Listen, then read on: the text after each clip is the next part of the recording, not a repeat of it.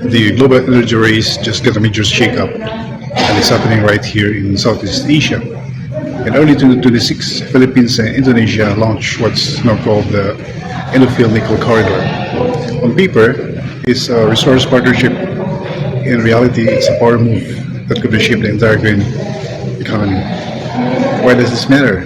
Simple math. Together, these two countries control around 75% of the world's nickel supply, a critical material for electric vehicle batteries. That means instead of just exporting raw materials, they now have the leverage to influence prices, supply chains, and even global industry policy. And they're not stopping at mining. Both nations are pushing aggressively into what's called downstreaming, processing raw nickel into higher value products like battery components. Indonesia already forced foreign companies to build refineries locally. Philippines is aligning with that strategy. The goal? Stop being just suppliers and start becoming manufacturers. The financial upside is massive. The Philippines alone is sitting on an estimated $1 trillion in untapped mineral wealth, while the global EV market could hit $15 trillion by 2032. That's the price they are positioning for. But this isn't just economics, it's geopolitics. Right now, nearly 95% of the nickel exports go to China. There's a huge dependency. The new alliance is trying to rebalance that by setting stricter environment and labor standards, essentially telling China's firms adapt or loses access. Here's the catch though.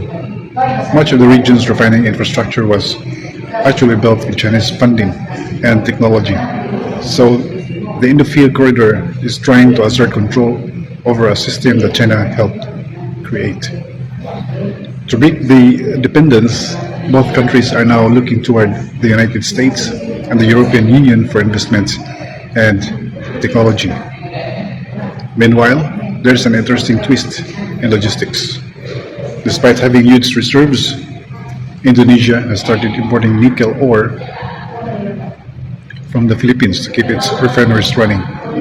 It's a symbolic relationship. One supplies raw materials, the other processes it, keeping the entire system efficient and resilient. At its core, this alliance represents something bigger: resource nationalism. Both countries are saying they're done with the old model of dig and export. They want the value, jobs, technology, industry to stay within Southeast Asia.